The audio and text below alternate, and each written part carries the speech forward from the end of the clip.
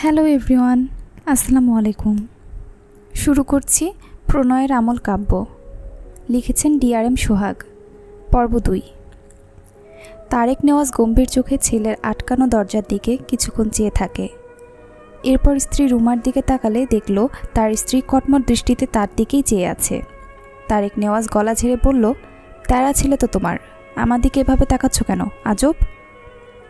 রুমা নেওয়াজ ফুসফুস করতে করতে বলে, হয়েছে তোমার ছেলেকে বিয়ে করানো? স্বাদ মিটেছে? তারেক নেওয়াজ ফুস করে শ্বাস ফেলে বলে, না মেটেনি। মানে তোমার লজ্জা করে না?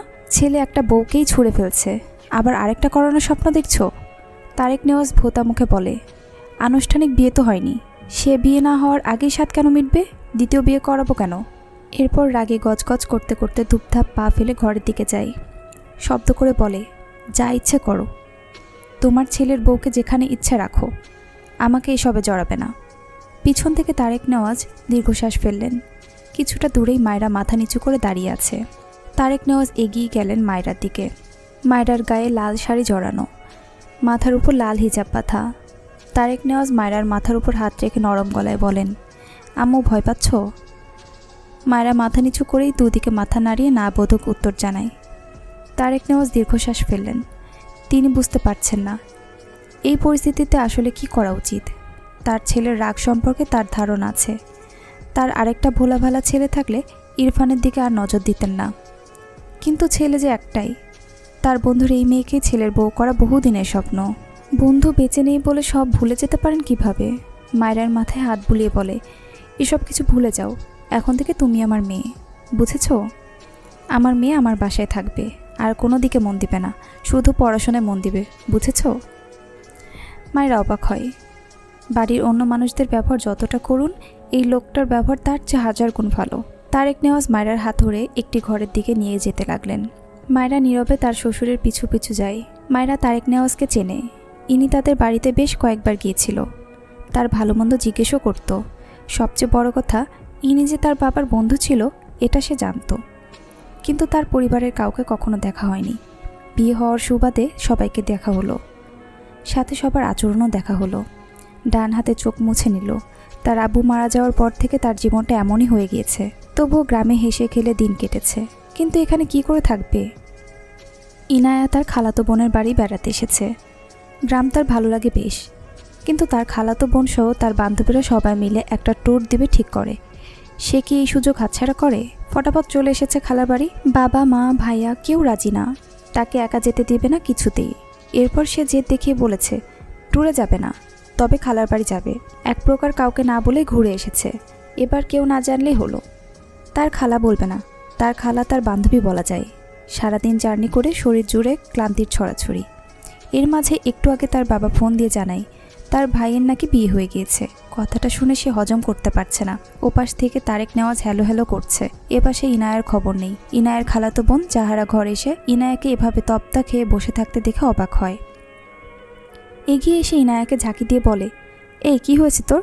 খালু উপাস থেকে হ্যালো হ্যালো করছে, তুই জবাব দিচ্ছিস না কেন? ইনায়া ভ্রম থেকে পেরিয়ে ঝাঁকি দিয়ে উঠল। ফোন লাউডে থাকায় জাহারা শুনতে পেয়েছে ইনায়ের বাবার গলা। ইনায়া কোনো রকমে বাবাকে বলল, বুঝেছি বাবা, কালকেই আসছি খালামণিদের সবাইকে নিয়ে, এখন রাখছি, বাই বাই বাই বলেই কল কেটে দেয়। জাহারা ভ্রুকুচকে চেয়ে আছে ইনায়ার দিকে। ইনায়া হাতের ফোন রেখে খুশিতে জাপটে ধরে জাহারাকে। এরপর জাহারার 2 হাত ধরে ঘুরতে থাকে। হাসতে হাসতে বলে, আপু আপু, অনেক বড় অসাধ্য সাধন হয়েছে, আমার বিশ্বাসই হচ্ছে না। জাহারা বিরক্ত হয়ে বলল, তুই কি আমাকে বলবি হয়েছেটা কি? তোর কি বিয়ে ঠিক হয়েছে?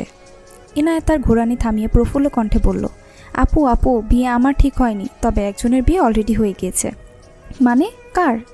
ইনায়া হেসে বলতে থাকে, ইরফান ভাইয়ার বিয়ে হয়ে গিয়েছে। তুমি ভাবতে পারছো ইরফান ভাইয়ার বউ হয়ে গিয়েছে? কাউকে না জানিয়ে এভাবে বিয়ে দেওয়ার কারণ জিজ্ঞেস করবে না তোমরা, জানি, কারণ সবাই ভাইয়াকে জানো। সবাইকে না জানানোর চেয়ে আশ্চর্যজনক ব্যাপার হচ্ছে ইরফান ভাইয়ার নাকি বিয়ে হয়েছে। বাহ, কিভাবে সম্ভব? আই এম সো এক্সাইটেড ভাবিকে দেখার জন্য। যাহারার স্তব্ধ চোখে ইনায়ের দিকে তাকিয়ে আছে। ইরফান ভাই বিয়ে করেছে? তার কাছে অবিশ্বাস্য লাগলো। ইনায়া তার ফোন নিয়ে ইরফানকে সরাসরি ভিডিও কল দেয়। সে এক নজর তার ভাবিকে দেখতে চায়। তার 13 নাম্বার 1 ভাইকে বিয়ে করেছে মানে সেই মেয়ে কতটা স্ট্রং হবে সেটাই ইনায়ের ভাবনাই। ইনায়া ফোন দিলে প্রথমবার রিসিভ হয় না। মেয়েটার মন খারাপ হয়, ফোন রেখে দেয়। মন খারাপ করে জাহারার দিকে তাকিয়ে বলে, আজ ওদের বিয়ের প্রথম রাত। আমার হয়তো কল করা উচিত হয়নি, তাই না আপু? আসলে এক্সাইটমেন্টে কল দিয়ে দিয়েছি। তখনই ইনায়ার ফোন বেজে ওঠে। ইনায়া দ্রুত ভাইয়ের কল রিসিভ করে কিছু বলার আগেই ইরফান গম্ভীর গলায় বলে, ট্যুর কেমন হলো? ইনায়ার হাসি হাসি মুখটা মুহূর্তেই চুপসে যায়। ঢোক গিলে তার ভাই কীভাবে জানলো সে ট্যুরে গিয়েছিল? সে তো কাউকে বলেনি। ইরফান টেবিলের উপর ল্যাপটপ রেখে সোফায় বসে ভার্সিটির কাগজপত্র গুছিয়ে রাখছিল। ইনায়ার নীরবতায় কাজ করতে করতে গম্ভীর গলায় বলে, বাসা থেকে বের হওয়া এটাই লাস্ট ছিল তোর। আর তোর পাশের গর্ধব আমার হাতে বেহিসাব থাপ্পড় খাবে। ওকে রেডি থাকতে বলিস। জাহারার কোনো ভাবান্ত নেই। ইনায়া বারবার ঢোক গিলছে। কোন দুঃখে যে কল করতে গেল, এখন নিজেই বাস খাচ্ছে। প্রসঙ্গ পাল্টাতে মেকি এসে বলল, ভাইয়া কনগ্রাচুলেশনস। ইনার কাছে ডুবে থেকেই ভ্রু কুচকে বলল, ভাই? ইনায়া অবাক হলো। বিয়ে করেছে, সে কনগ্রেস করছে, অথচ তার ভাই বলছে কেন সে কনগ্রেস করছে? তার মাঝে আবার এসব কাজ বাজ করছে। নতুন বউ রেখে এসব কী করছে তার ভাই? ভাবনা রেখে বলল, ভাবিকে দেখতে চাই। ক্যামেরাটা একটু ঘোরাবে ভাইয়া? ইরফানের হাত থেমে যায়। ভ্রু কুচকে ল্যাপটপের দিকে তাকিয়ে বলে, কার ভাবি? ইনায়া বিরক্ত হয়ে বলে, আমার ভাবি, তোমার বউ। কথাটা শোনার সাথে সাথে ইরফান রেগে ল্যাপটপ ঠাস করে বন্ধ করে দেয়। ওপাশে ইনায়া তবদা খেয়ে যায়। কি হলো? জাহারার দিকে খেয়াল করলে দেখল সে উল্টো ঘুরে শুয়ে পড়েছে। ইনায়া এগিয়ে গিয়ে বলল, জাহারা আপু, ভাইয়া তো রেগে গেল। জাহারা কোনো কথা বলল না। ইনায়া হতাশার শ্বাস ফেলে বলে, ভাইয়া হয়তো শুধু কবুল বলেছে, বউ মানছে না, এখন কি হবে? জাহারা উৎফুল্ল হয়ে বলল, সত্যি? ইনায়া ঝাঁকি দিয়ে উঠে বুকে থুতু দিয়ে বলে, তাই তো মনে হলো, কিন্তু তুমি খুশি হচ্ছ কেন? জাহারা থুতোমতো খেয়ে মন খারাপ করে বলল, এমনি, তুই ঘুমা। গত 2 ঘন্টা যাবৎ ইরফান বেলকনিতে পায়চারি করছে। তার মাথায় আগুন জ্বলছে। কাজে ব্যস্ত হয়ে ভুলেই গিয়েছিল তার গলায় বাচ্চা ঝুলেছে। ইনায়া বলে মনে পড়ল। তারপর থেকে অসহ্য লাগছে। শরীর থেকে শার্ট খুলে ফেলেছে। উদাম শরীরে বিন্দু বিন্দু ঘাম জমেছে। ইরফান ফোঁস করে শ্বাস ফেলে দ্রুত পায়ে ওয়াশরুমে যায়। শাওয়ার অন করে দেয়। চোখ বুজে পুরো 30 মিনিট স্ট্যাচু হয়ে দাঁড়িয়ে থাকে। শক্তপোক্ত শরীর বেয়ে পানির কণা চুইয়ে চুইয়ে পড়ছে। ইরফানের রাগ যেন কমার নয়। রাগের চোটে হাত মুঠো করে দেওয়ালে 2টো পাঞ্চ মারে। নিজেকে বৃথা সামলানোর চেষ্টা করে। এরপর শাওয়ার শেষে বের হয়। রেডি হয়ে বাইরের বেরিয়ে যায়। হাত ঘড়িতে একবার দেখল 12টা 30। মায়েরাকে তার শ্বশুর একটা ঘরে দিয়ে গিয়েছে। কোনো প্রবলেম হলে তাকে জানাতে বলেছে। শাড়ি পাল্টে একটা সালোয়ার কামিজ পরে নিল। এরপর নামাজ পড়ে নিল। অতিরিক্ত কান্নার ফলে মাথা ব্যথা বেড়েছে। তার ব্যাগে টাফলিন থাকে সবসময়। অতিরিক্ত কান্নার ফলে মাঝে মাঝে এই টাফলিন তার প্রয়োজন পড়ে। আশেপাশে তাকালো, কোথাও পানি নেই। তাই ঘর থেকে বেরিয়ে এলো। ডাইনিংয়ে পানি আছে নিশ্চয়ই। জিরো বাতির আলোয় ডাইনিংয়ে আবছা আলোয় ভরপুর। সবাই হয়তো ঘুমিয়ে পড়েছে। মায়েরা লাইট জ্বালালো না। জিরো বাতির আলোয় যা দেখতে পাচ্ছে সে আলোতেই পাটি পেটি পেগোয়। পাছে কেউ জেগে না যায় সেই ভয়ে। ডাইনিং টেবিলের উপর 1 জগ ভর্তি পানি পেয়ে খুশি হলো মেয়েটা। কোনো দিকে না তাকিয়ে উল্টো ঘুরে আসতে নিলে হঠাৎই শক্ত কিছুর সাথে তার পিঠ ধাক্কা খায়। মায়েরা ভয় পেয়ে যায়। এমনিতেই চারদিকে অন্ধকার। ভয়ে ভয়ে চারপাশে একবার চোখ বুলালো। পেছনে ফেরার সাহস পাচ্ছে না। বারবার ঢোক গিলছে। এক হাতে জগ আর এক হাতে মুখ চেপে আছে। এক্ষুনি গলা ফেটে চিৎকার দিলে কি বাজে অবস্থা হতো। ইরফান বাইরে বের হচ্ছিল। হঠাৎই তার পিঠে এসে কিছুর ধাক্কা লাগে। ভ্রুকুচকে পিছন ফিরে তাকায়। ঝাপসা আলোয় বুঝল কোনো মেয়ে। গোসল করে মাথা ঠান্ডা না হলেও শরীর ঠান্ডা হয়েছিল। কিন্তু যখন বুঝল সেই বাচ্চা মেয়েটা এটা, রাগ যেন তত্তর করে বেড়ে আবারও শরীর উত্তপ্ত হতে লাগলো। আপাতত বাসায় তার বাবা মা ছাড়া কেউ নেই। বাকি এই উটকো ঝামেলা। ইরফান মেয়েটাকে না দেখলেও খুব ভালোই বুঝল এটাই সেই মেয়ে। মায়েরার মাথা ব্যথা সারানোর ইচ্ছে পালিয়েছে। সে এখান থেকে পালাতে পারলে বাঁচে। দৌড় দেওয়ার জন্য 1 পা বাড়ালে ইরফান মায়েরার কোমর সমান ঝুঁটি করা চুল ডান হাতে টেনে ধরে। হাতে ঘুরিয়ে 2 বার পেঁচায়। মায়েরা ব্যালেন্স সামলাতে না পেরে এবার ইরফানের বুকে গিয়ে ধাক্কা খায়। ইরফান বাম হাতে মায়েরাকে ঠেলে তার থেকে সরিয়ে দেয়। তবে চুলের গোছা ছাড়ে না। শক্ত হাতে চেপে দাঁতে দাঁত চেপে নিরেট কণ্ঠে বলে, সামনে আসতে নিষেধ করেছি, এজন্য পিছে এসেছো? মায়েরা কেঁপে ওঠে। সে বুঝল এটা তার স্বামী নামক জম। ইরফান একই কণ্ঠে বলে ওঠে, আনসার মি। মায়েরা জিভ দিয়ে ঠোঁট ভেজায়। চুলের গোছা শক্ত হাতে ধরায় ব্যথা পায় মেয়েটা। 2 হাতে জগ চেপে কিছু বলতে চায়। তার মাঝে ইরফান দাঁতে দাঁত চেপে বলে, আর একবার যদি দেখেছি আমার সামনে পিছিয়ে ডানে বামে এসেছো তো থাপ্পড় দিয়ে সব দাঁত ফেলে দেবো। ড্যামিট। কথাটা বলেই মায়েরাকে এক প্রকার ছুঁড়ে ফেলে সামনের দিকে। মায়েরা কয়েক পা এগিয়ে পড়তে পড়তে বেঁচে যায়। জগের পানি থেকে কিছুটা পানি তার জামায় পড়ে যায়। মায়েরার রাগ লাগলো। সে পানি নিতে এসেছিল, এই বেয়াদব লোকের সামনে পিছিয়ে ডানে বামে কেন যাবে? রাগে উল্টো ঘুরে দাঁড়ায়। আপছালো দেখল পিছন থেকে লোকটির অবয়ব বেরিয়ে যাচ্ছে। মায়েরা হাতে থাকা জগের পানি ইরফানের দিকে ছুঁড়ে মারে। ইরফানের পা থেমে যায়। মায়েরাকে আর কি পায়, ডান হাতে জগ শক্ত করে ধরে, বাম হাতে সেলোয়ার কিছুটা উঁচু করে ধরে দৌড় দেয় তার ঘরের দিকে। যেতে যেতে পিছু ফিরে বলে, আপনার পিছনের সামনে ডানে বামে যাওয়ার কোনো ইচ্ছে নেই আমার। অমন ভদ্রবাবার এমন বেয়াদব ছেলে কীভাবে হয়েছে আল্লাহই জানে। কথাগুলো বলাও শেষ, তার ঘরে পৌঁছানোও শেষ। ঠাস করে দরজা লাগিয়ে দরজার ছিটকিনি লাগিয়ে স্বস্তির নিঃশ্বাস ফেলল। এদিকে ইরফান সাপের মতো ফুসফুস করছে। মাত্র গোসল করে বের হচ্ছিল, আর এই বেয়াদব মেয়ে তার গায়ে পুরো এক জগ পানি ঢেলে দিয়েছে। আবার তাকে বেয়াদব বলে গেল। ইচ্ছা করছে দরজা ভেঙে ওই মেয়েকে পাগলা কুকুরদের মাঝে ছেড়ে দিয়ে আসতে। দুবধাপ পা ফেলে বাইরে বেরিয়ে যায়। দরজা আটকে দুহাতে ঝাঁকড়া চুল টেনে ধরে। কয়েকবার এপাশ ওপাশ করে গায়ের জোরে দরজা একটা লাথি বসায়। হিসিয়ে একা একাই বলে, I will just kill you idiot girl. এরপর গাড়ি নিয়ে বেরিয়ে যায়। এদিকে মায়েরা অসহায় চোখে জগের দিকে তাকিয়ে থাকে। পানি নিতে গিয়ে ফাঁকা জগ নিয়ে চলে আসলো। আবার তার রাগও হলো। কি পরিমাণ খারাপ হলে বিয়ের রাতে বউকে অস্বীকার করে। অমন বরের পিছনে মায়েরা ঘুরবে, সে অত সস্তা নাকি? ঠিক করেছে, পানি ছুঁড়েছে, যা বলেছে সেটাও ঠিক বলেছে। সে অত সাদাসিধে নয়, কিন্তু সে যা করলো আর বলল আগামীকাল তার কি হবে তা ভেবে একটা ঢোক গিলল। আবার ভাবলো কিছুই হবে না, এই লোকের বাবা খুব ভালো। এটা ভেবে একটু সাহস উদয় হলো তার মনে। মাথা ব্যথা বাড়তে লাগলো।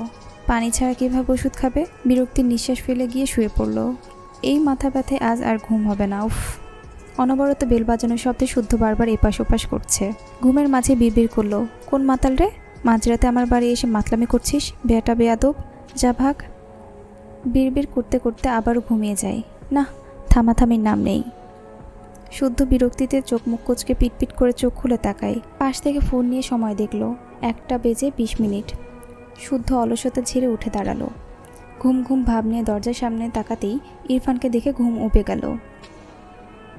বউকে রেখে তার কাছে এসেছে কেন? নাকি সে তার ভাইকে একটু বেশি মিস করছে বলে মাতালকে ইরফান রূপে দেখছে? নিজের ভাবনায় নিজেই বিরক্ত হলো। একে মিস করবে কোন দুঃখে? এর ঝাড়ি আবার কোন বলদ মিস করবে? দুহাতে চোখ কষলে বলে, কে তুমি বৎস? ইরফান বিরক্ত হয়ে শুদ্ধর পাশ কেটে ভিতরে গেল। শুদ্ধ দরজা আটকে পিছু পিছু আসতে আসতে বলল, কী রে, উত্তর দে, এত রাতে এখানে কি? বউ বের করে দিয়েছে?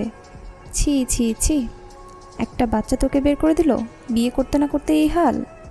ইরফান রেগে শুদ্ধর কলার ধরতে নিলে শুদ্ধ মেকি হেসে বলে, শরীরে কিছু নেই, কলার পাবি কই? তোর প্রবলেম হলে আমি শার্ট পরছি। ইরফান শুদ্ধর মাথার চুল মুষ্টি করে ধরে দাঁতে দাঁত চেপে বলে, আর একটা বাজে কথা বলবি না, স্টপ।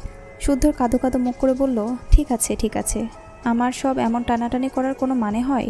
শার্ট চুল কবে না জানি বউয়ের সম্পদ ধরেও টান দিয়ে দিস, সর সর। ইরফান ফোঁস করে শ্বাস ফেলল। এই বেয়াদব ভাঙা রেডিওকে কিছু বলেও লাভ নেই।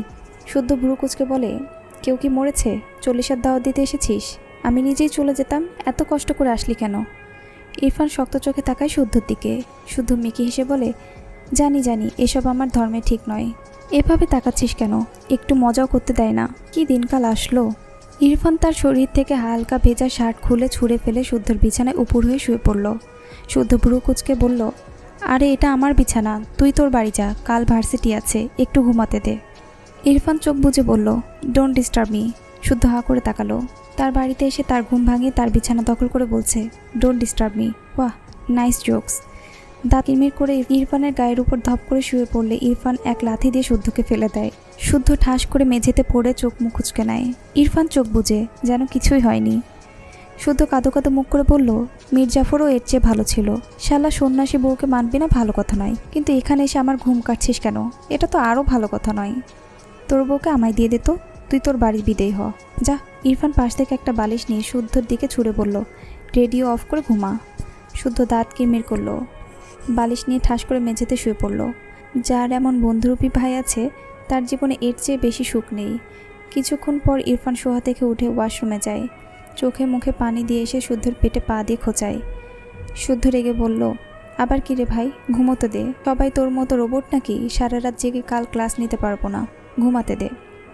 ইরফান গম্ভীর গলায় বলল, উপরে যা, ঠান্ডা লাগবে। শুদ্ধ বালিশ নিয়ে উঠে দাঁড়ালো। পরনের ট্রাউজার উপর দিকে টেনে তুলে মুখ বাঁকিয়ে বলল, ঢং দেখ, আলগা পিরিত। ইরফান কিছু বলল না। শুদ্ধর পাশে গিয়ে শুয়ে পড়ল। শুদ্ধ ইরফানকে জাপটে ধরলে ইরফান রেগে বলে, আরেকটা লাথি খেতে না চাইলে দূরে যা। শুদ্ধ অসহায় মুখ করে আরও জাপটে ধরল। কোলবালিশ পেলে কে ছাড়ে? ইরফান ফোঁস করে শ্বাস ফেলে চোখ বুঝল। বেশ অনেকক্ষণ সময় পেরিয়ে গেলেও ইরফানের চোখে ঘুম ধরা দেয় না। এভাবে কেউ জাপটে ধরলে ঘুমানো যায়? একটু পর পর শুদ্ধকে খোঁচাতে লাগলো পা দিয়ে। শুদ্ধ ঘুমের মাঝে বিরক্ত হয়ে ইরফানকে আরও জাপটে ধরে। ইরফান রেগে বিছানা থেকে নেমে দাঁড়ায়। সে জানে এই বেয়াদবটা তাকে ঘুমাতে দেবে না। আজ তার ঘুম হবে না। বিরক্তির শ্বাস ফেলে বেলকনিতে যায়। বসন্তকালের শুরু। প্রকৃতি জুড়ে মিটিমিটি ঠান্ডা বাতাস। মাঝরাতে দমকা হাওয়া ইরফানের উদাম শরীর ছুঁয়ে দেয়। ইরফান গম্ভীর মুখায়বে একমনে চেয়ে থাকে। তার মনে কি চলে সেই জানে। মেয়েটার ফেলা পানি গায়েই শুকিয়েছে। কথাটা মনে পড়তে মেজাজ সোজা 360 ডিগ্রি অ্যাঙ্গেলে ঘুরে লো থেকে হাই হয়ে গেল। ওই পুচকি মেয়ে আজ এসে আজকেই তার গায়ে পানি ছুঁড়েছে। এত সাহস হলো কী করে? ডান হাত পকেটে রেখে এপাশ ওপাশ পায়চারি করতে করতে একসময় দাঁড়িয়ে যায়। বাম হাতে দেওয়ালের সাথে একটা পাঞ্চ মারে। রাগ কমে না। এই পাঞ্চ ওই মেয়ের মুখে মারতে পারলে হয়তো রাগ কিছুটা কমতো।